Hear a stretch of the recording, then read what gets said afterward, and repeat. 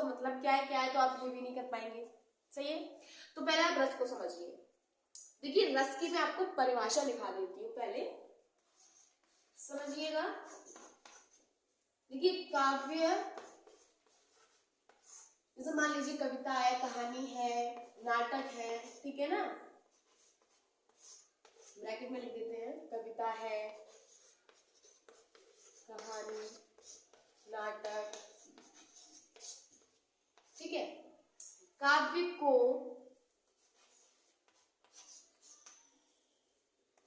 पढ़ने,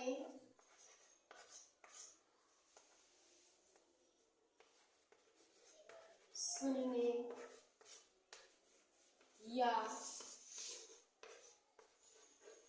देखने से पाठक या दर्शक के मन में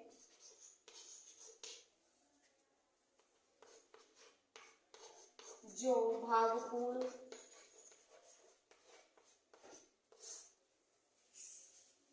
व आनंद अनुभव होता है,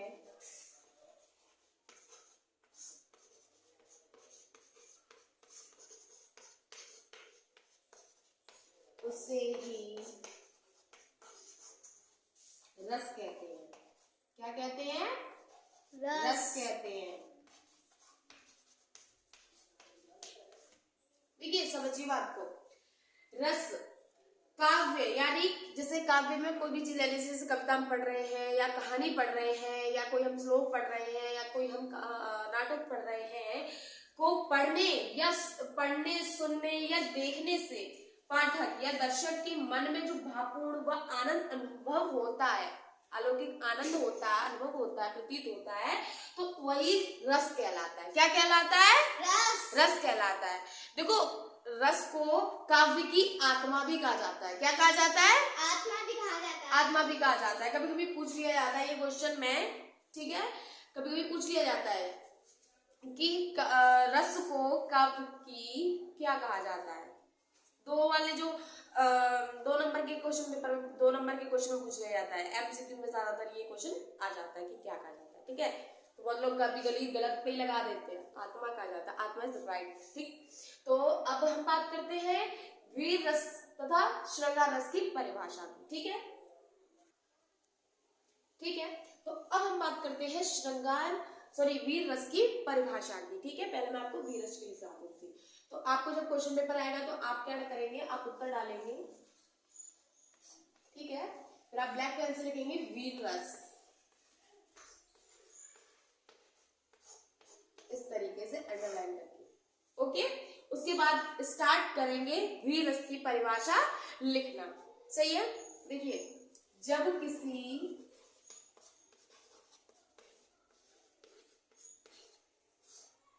ये डेफिनेशन है, वो सारी जो मैं लिखा रही हूँ वो आप नोट करते जाइएगा और इन्हें लर्न भी करना, ठीक है। तो देखिए क्या है वीर रस की, जब किसी काव्य या रचना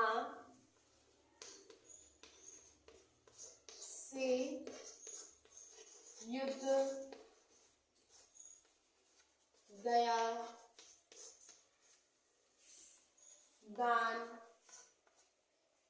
व धर्म के प्रति हृदय से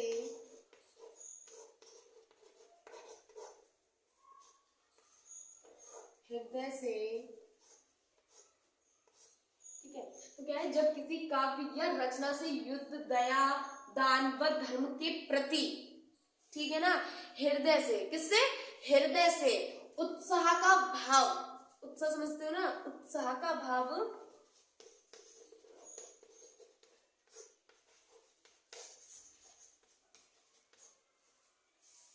जागृत हो तो उसे वीर रस कहा जाता है।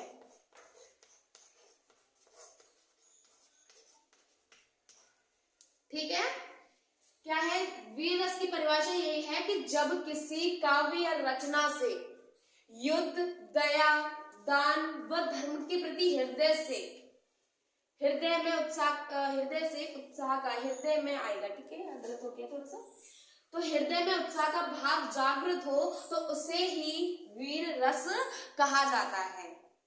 ठीक है, अब हम इसका उदाहरण लिखेंगे।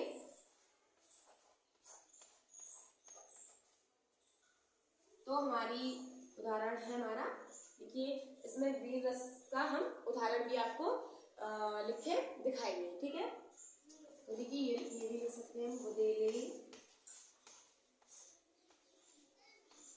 हर बोलो, ठीक है, बुदेले, ठीक है, मैं आपको उदाहरण लिखा रही हूँ किसका, वीर रस का। ठीक है, बुदेले हर बोलो के मुख,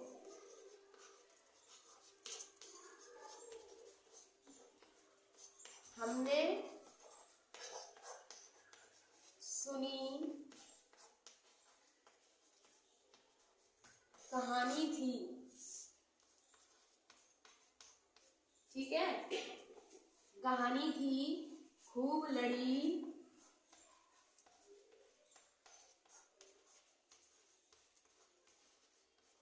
मर्दानी, वह तो झांसी वाली रानी थी।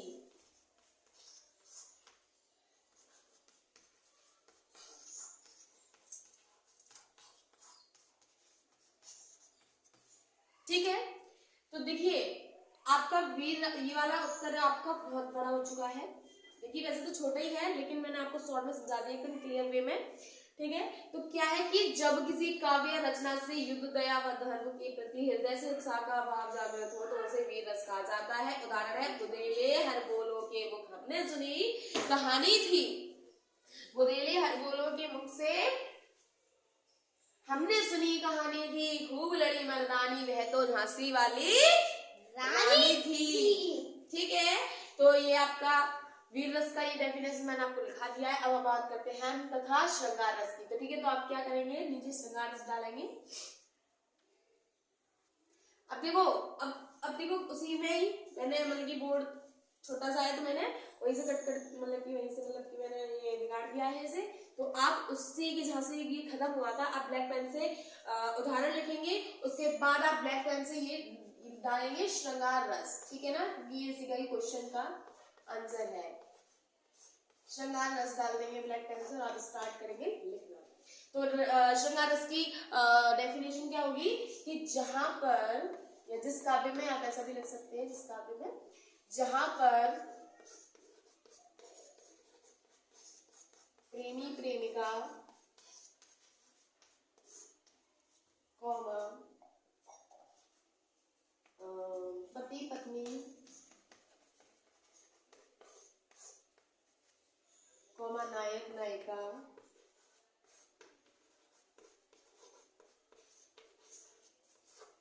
ठीक है, जहां पर प्रेमी प्रेमिका, पति पत्नी और नायक नायिका के प्रेम का, किसका,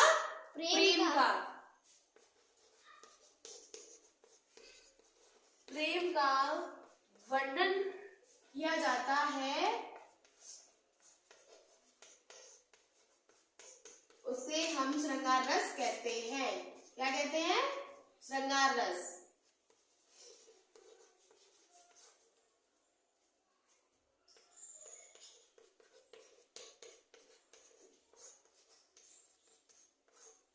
कहा जाता है।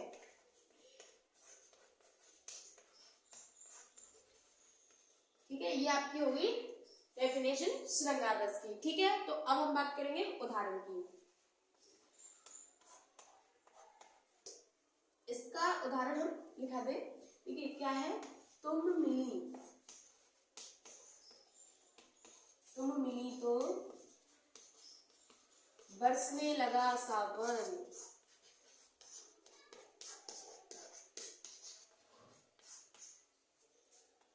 ठीक है, तुम मिली तो बरसने लगा सावन, बूंदों ने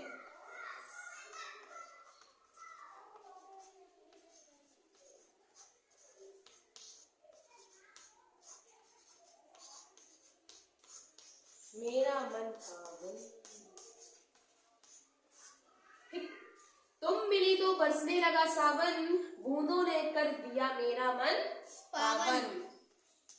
ठीक है, ये आपका उदाहरण सहित हो गया। तो आपका क्वेश्चन मैंने आपको क्लियर वे में समझा दिया कि आप उत्तर किस तरीके से लिखेंगे। ठीक है, तो आपको ऐसे ही लिखना है। ओके।